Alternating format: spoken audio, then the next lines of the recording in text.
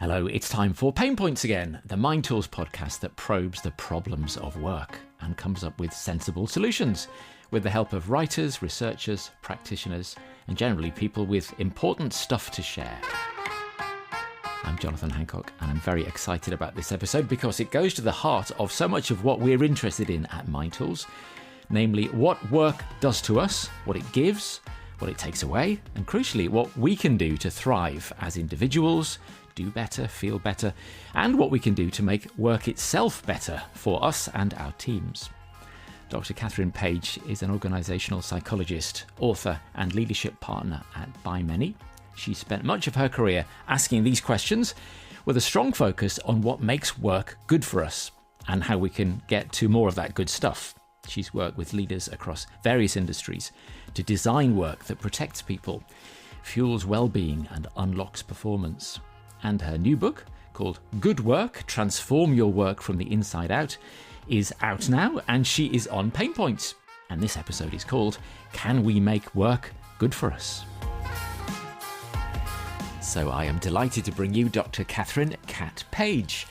And it is nearly children's bath time in the Page household, so apologies if you hear a bit of family life going on in the background. But this is authentic, real-world work-life balancing in action. Kat is in Melbourne, Australia, which is about as far as it's possible to get from me here in Brighton, England. But we're going to be talking about universal pains and positive ideas today.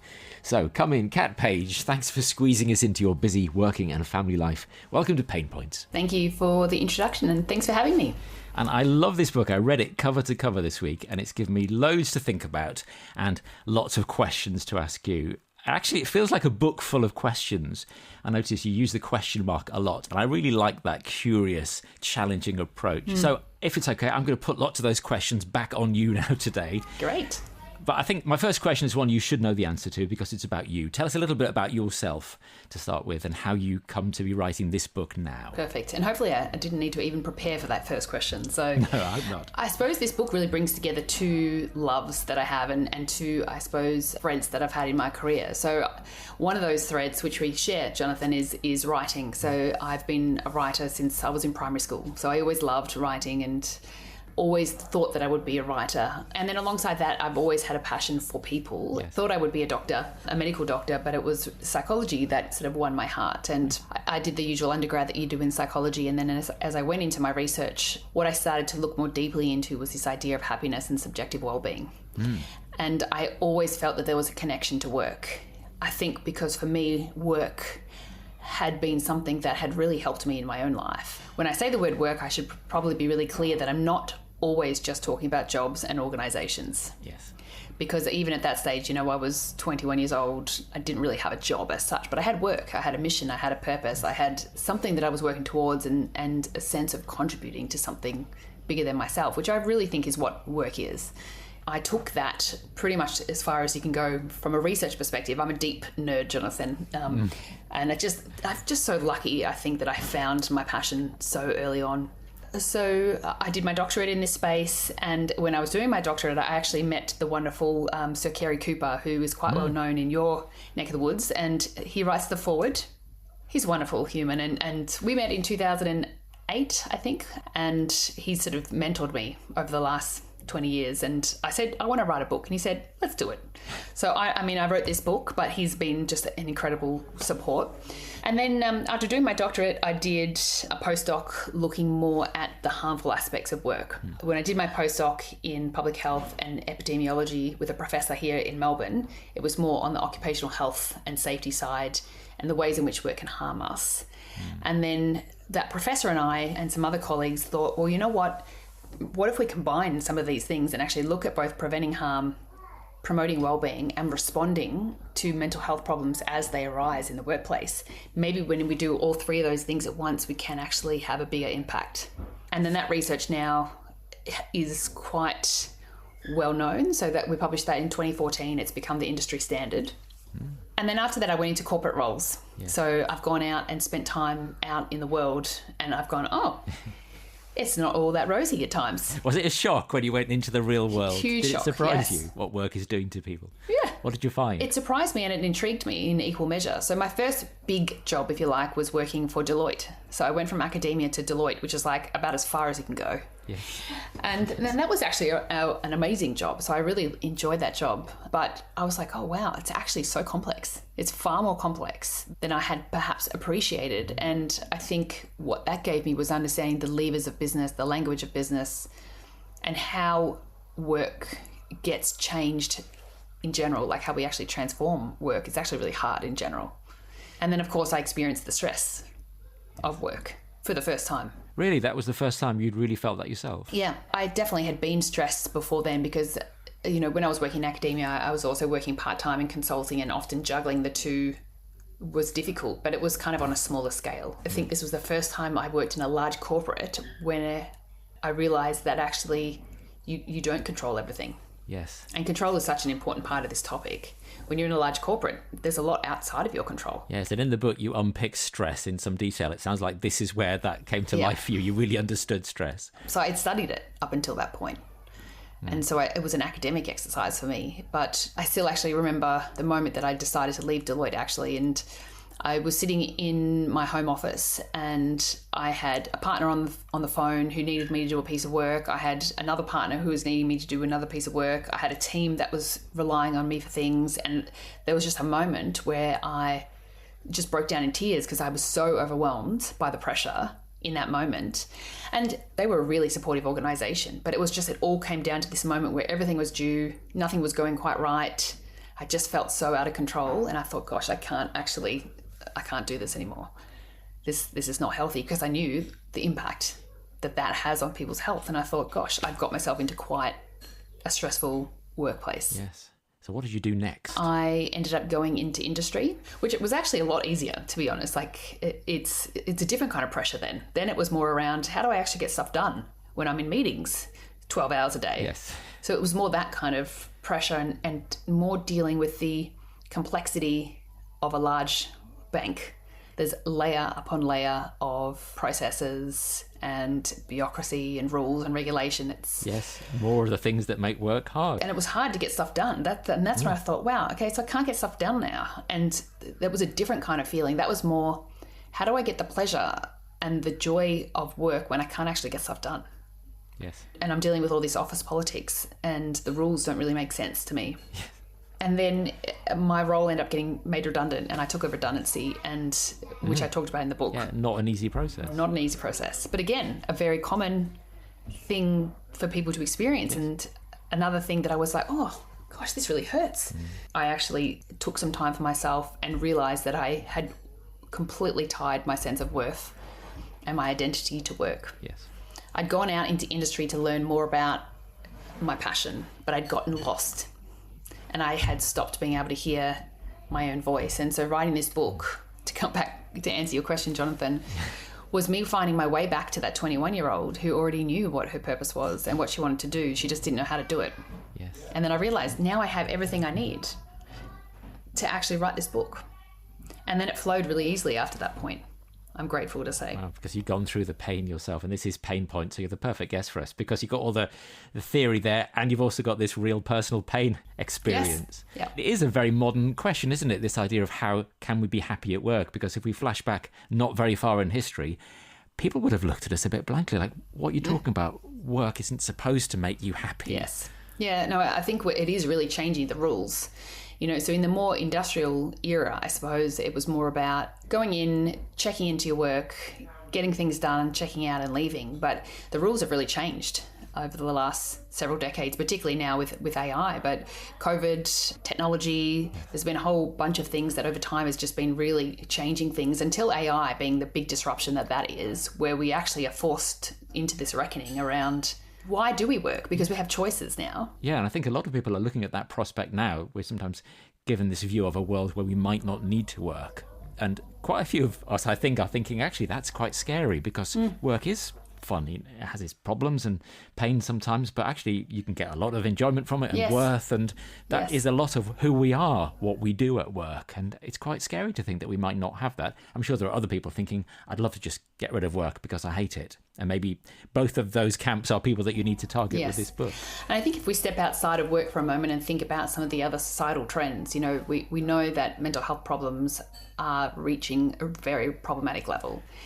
And then we have young people who are more lonely than they've ever been before, more disconnected than they've ever been before. And they're also looking at work and they're really evaluating it and questioning it and going, I'm not actually sure this is all it's cracked up to be. Like, they've been sold this lie in some ways, that if you just work hard, Yes.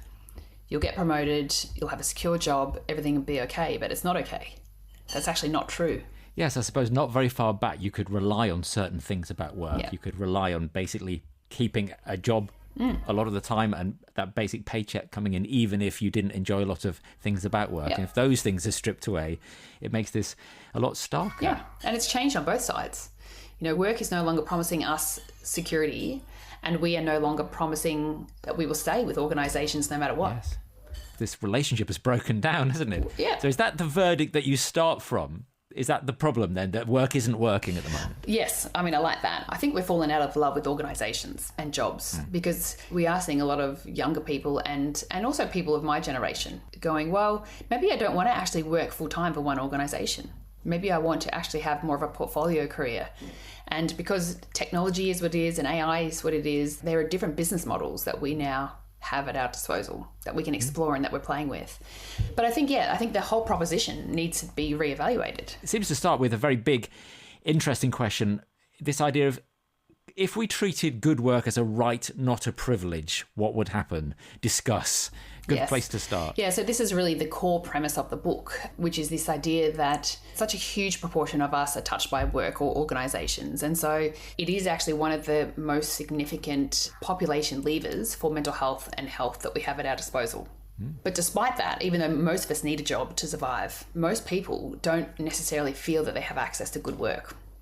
And so what I try to argue in this book is, what if we actually treated it as a universal public health intervention? And if we treated it that way, then giving people access to good work, I'll unpack what that means, could be something like, what if we actually treated that as a right and not just a privilege that some people have?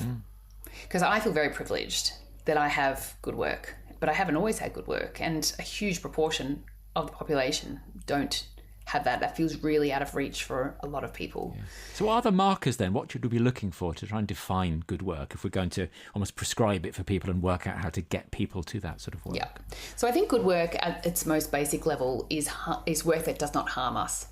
So even achieving that level is not something that is universally accessible. No, because I'm sure there are people listening to this thinking immediately, well, I'm not harmed, I'm not in any danger at work. And yet, as soon as you start talking about the stresses and the emotional strain of everything and just that grind that people can go through when things aren't working, it can be a death sentence, really, if you're on that kind of track towards that level of mental and physical ill health. Yep, and so Michael Marmot, who I speak about in this book, and the Whitehall studies actually did show that people who don't have status or don't have a sense of control in their workplace, they actually, over time, have much poorer outcomes, and actually they live shorter lives, and they're sicker than people who have access to high quality work or to high status work. So that's really about control being the real lever there, because at the top of the organisation, in most organisations, even though the work is still stressful, like there's a lot of demands there for sure, what they have also is often control and resources to be able to balance those demands. Yes. When you're a lower status, if you like, in an organisation, so maybe you're beginning your career or you're in more of an administrative sort of entry-level role, all roles, by the way, that are being disrupted by AI, then you often have the same demands. They might look different, but you have the same level of demands, but you don't have the control and the resources. So that's why it causes more strain in particular when we have high demands and low control. And that's really what his studies show. And we do know from research and systematic reviews and meta-analyses that job strain, which is the combination of high demands, low control, elevates your risk of depression by at least twofold, but also increases your risk of cardiovascular disease and other things. So we know there's something about let's actually make sure that all people have access to work that firstly is not harming them. And already there's a lot of work to be done there. Now, let me just take a quick pause from my conversation with Kat Page to talk about two other world-leading experts that we have in common, because Amy Edmondson writes a glowing review of Kat's book, Inside the Cover, and we have a full interview with Amy in the Mindtools archive. So find out about psychological safety from the woman who popularised the term itself. Yes, Amy Edmondson is on Mindtools. As is the great Kerry Cooper. As you've heard, he's written the introduction to Kat's book. The two of them have worked together very closely. And once again, we have a full interview with Kerry Cooper in the Mindtools back catalogue. See how connected we are to the experts. I will put links to both of those conversations in the show notes. And why not see which other top voices you can find in the Content Hub? Our expert interviews, expert videos, expert skill bites, and of course, our Pain Point podcasts are packed full of the experts you need to hear from today. But today, let's continue hearing from this expert, from Kat Page, in this episode of Pain Point about making work better. Here she is with her own 6-part plan for improving work. I talk about principles for good work, and I deliberately came up with a model for that, which I call the 6 C's. So the first is clarity. So people need to feel clear on what their role is and what success looks like and what's expected of them at a very basic level. People need control, which we're talking about. So that sense of choice and agency, and to not feel like work is happening to them, but that they have choices in both how they work, but also how much work they take on as well. That's missing in a lot of organisations. People need to feel competent. So that is about making sure people have enough challenge for them to feel like they are growing and learning and getting better, because you want to feel actively engaged, but not so much challenge that they're actually stressed. So there's a bit of a balance there. Connection is a huge one. We can't talk about good work without talking about the importance of that human connection and feeling that you matter to people at work and people value you and see you and treat you as a person. Contribution, which is more about meaning. Some jobs it's easier, you might argue, to find purpose and meaning, but I've seen lots of evidence to suggest that we can actually look at our work and reframe what we do to make it more meaningful, or that managers can help to connect us to the impact, as opposed to what a lot of people do in organizations. I make the joke in the book about PowerPoint and how many years of my life I devoted to just like playing with PowerPoint packs and not actually helping people. You thought that should be your job title, didn't you? PowerPoint officer. Yeah, chief PowerPoint officer, because I spent probably about 7 years just doing PowerPoint packs. And you feel at the time like it's helping, but it's actually not really. Like, no one's life was changed through a PowerPoint pack. No. Either find a connection or don't do it. Do something different to get a connection. And it doesn't have to be this huge, big difference, but even just feeling like, you know what, I made progress today, I helped someone, I moved things along. And then care is another one as well. So this is about treating people as human beings and not as resources. And when we treat people as humans, we're really recognizing and valuing that people have needs, that they need breaks, they need recovery, they can't work ridiculous hours. So it's as much about capacity and recovery. Yes. So we've got all 6: clarity, control, connection, contribution, competence, and care. And you make it very clear in the book that you don't kind of achieve these. It's not like a binary switch. You've either got it or you haven't. You've gone through your career having more or less clarity, more or less control. And all of these things are like sliders, aren't they? They go up and down at different times. Yep. The more you've got, the better. And you've got to notice when one of the sliders has gone down and try and move that up. And sometimes you can't do anything unless you make a bigger change in your life. But it's a really useful way of looking at work. And you try and do it through 3 lenses as well. So we've got the 6 C's, but also 3 lenses, because we can do a certain amount ourselves, but also we need to think about the we as well. So you've got the me and the we and the us all together, how organisations can do it. So it's quite ambitious, but I think you explain it very well, that none of this is going to change unless we do some stuff ourselves, stuff with others, and our organisations do stuff to help us as well. Yes. And I was quite deliberate about wanting to take that approach and go from me to we to us, because I wanted to meet readers where they were at, recognising that when people pick up a book, they pick up a book as human beings with lives, and they're experiencing all of the pressure that we're all experiencing. And I wanted there to be something in there so that we can apply some things for ourselves, so that we firstly have the experience of what that feels like as a leader or as just a human. But also it's about investing in our own capacity to change, because in order to make some of the larger scale changes and create the movement that I think we need to create to make good work possible, we need capacity for that. And I've seen plenty of evidence in my career where leaders can kind of see that something needs to change more drastically at the systems level, but they just don't have the cognitive bandwidth. They don't have the social resources. They just don't have anything to give because their own capacity is really so stripped back. And so I wanted to free up some capacity for people to do that. And then we is more around recognizing that as humans, work is often a relational picture. So even if we work for ourselves, there are relationships that we have in our ecosystem, but certainly if we're working in organizations, a lot of the work gets done through our relationships. Yes. The work unit is an area where we can really influence change. You can really create a really nice environment for people, even in a really large, complex organization, just by getting the team right. Yes. And then beyond that, which is where I really wanted to get to with this book, was the systems. So looking at how we actually start to change some of the way that work is designed, some of the systems, some of the processes to make work easier for people. Yes. So which way round do we do it? Can we try and do it all at the same time, or should we start with ourselves and eventually look at the way work is designed, or start at the other end and let's just design work so people don't need to do so much hard work themselves to be happy at work? It depends on what argument you take. So I think the journey I went through as a professional was from me to we to us, because I started all of my research looking at individual factors. And then you do that work and then you realize, well, no, hang on, because their leader is actually not that great and their team is not that great. And so then the effects wear off because there's something else going on that's actually getting in the way of that progress. So then you start working with leaders and teams, and I work with very large cohorts of leaders in very large corporates. And it's like, yeah, but we can change and we get progress at that level. But then there's other stuff going on in the organization around, how performance is measured and metrics and systems and just the layers and layers of bureaucracy that we have built into organizations that make it really, really hard.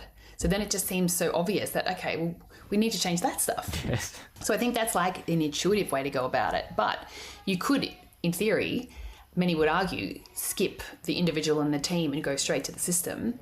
And more people will benefit from that. But in my experience, working with large organizations, the first two pieces are important to get that buy-in and that groundswell that you need in organizations to get enough people on board to kind of change things at that level. Yes. Unless you're the CEO, in which case it's a lot easier. Yeah, exactly. And let's face it, for a lot of people listening now, it is what they can do themselves, or what they need to do almost like immediately today. As soon as they've stopped listening to this, they will need to go and do something to start making their work better. So what can they do? Let's start with that locus of control, that stuff that you can do yourself. What would be some good tips for people to do practically today to start from that me lens? What I like about the 6 C's is you can use it as a bit of a self-diagnostic, and to think about, we all have different lives and different roles, and to just do a bit of a check-in with yourself around those 6 C's and to think, okay, where am I feeling out of balance? Is it clarity that I'm missing? Do I actually feel a bit bored in my job? Am I actually missing enough challenge and stretch? Or is it actually that I feel like I'm not really that connected to the why or the purpose?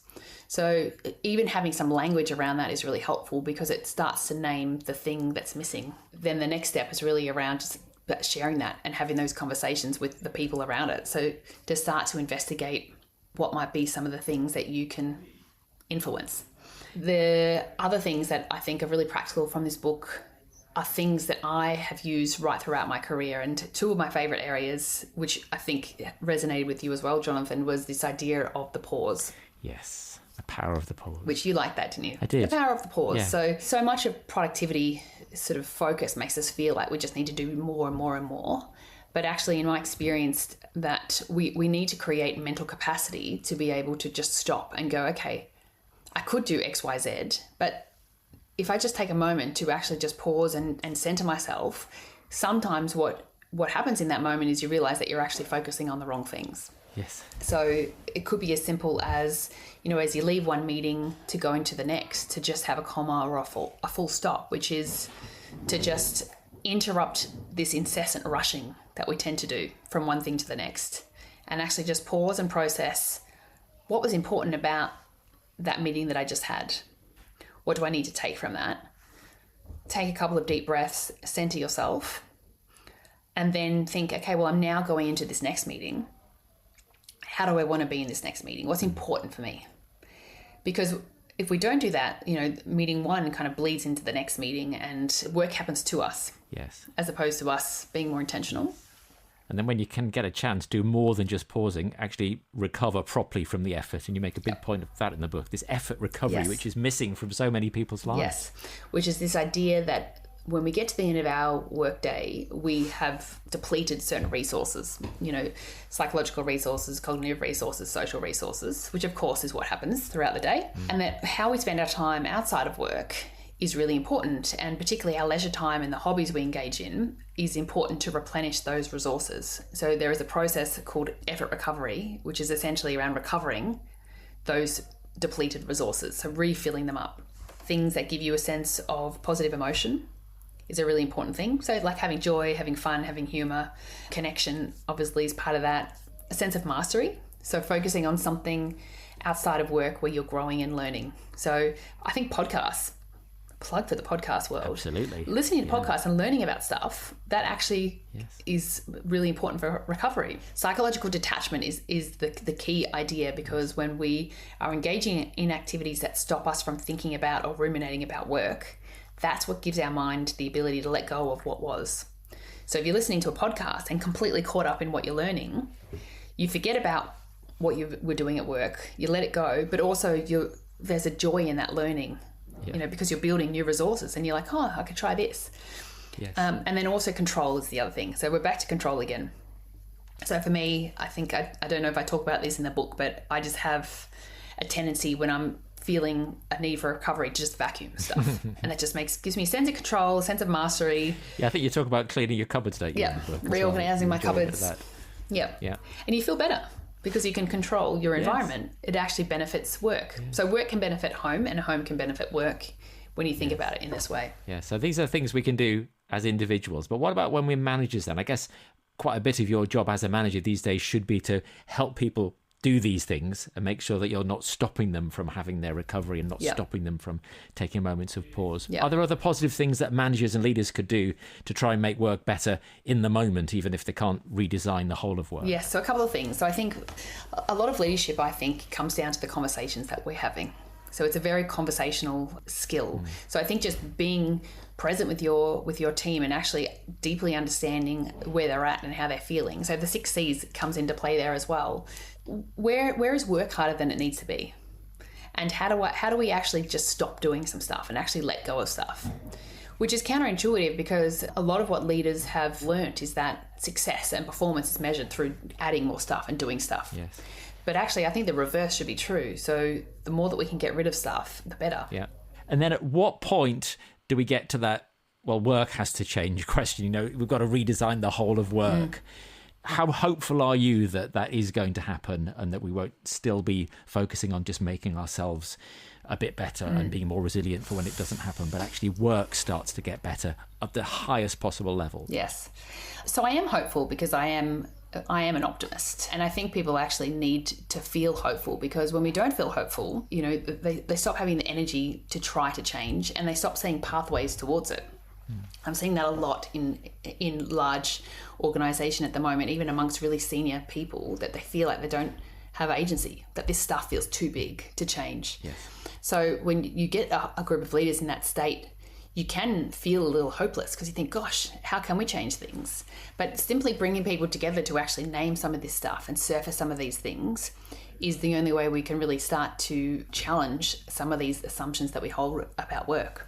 But it's not easy. It takes effort to actually bring people together to define the challenges and to actually start to define some experiments to actually learn their way forwards towards something that's better and different. Yes, and if I could give you a magic wand today and you could just change one thing about work in general, what would it be, do you think? What would your instant transformation of work be to make it that bit better at the biggest possible level? I think there is something about devoting enough time at the most senior levels of the organisation to really align on what's most important here.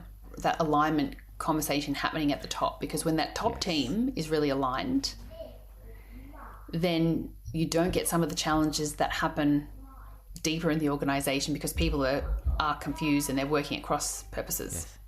And then I think the other thing would be is, instead of adding more things to people's to-do list, to actually slow down and actually think about, well, what is the most important thing for us to do here? What is even the question that we're trying to solve? And actually maybe start to let some things go, as opposed to just incessantly adding complexities. Because often the way we respond to the anxiety we feel when there is a lot going on in an organization is to add new stuff. And that makes us feel better in the short term, but longer term, it makes things worse. So sometimes we need to slow down to speed up. It's been so good talking to you about it, and I really appreciate it, because kind of behind the scenes glimpse, it's the end of your working day today, and I think you are going to need some active recovery now, aren't you? Because you've had a busy day. Pause and process. And now it's time for the kids. We've maybe heard a little bit of them in the background. Yep. What a good example of what working life is like these days. So I'll need to take a few deep breaths and then re-enter family life. Lots of plates spinning in the Page household. Yep. And it's so good, because that's the way for so many people, isn't it? It's really good to be honest about this, and you are so honest in the book. It's such a great read. I'll put links to Kat and her book in the show notes. It's called Good Work, Transform Your Work from the Inside Out, and it comes highly recommended by Mindtools. And I will be back next week with another tangly topic and another world-leading guest ready to unpick it with us.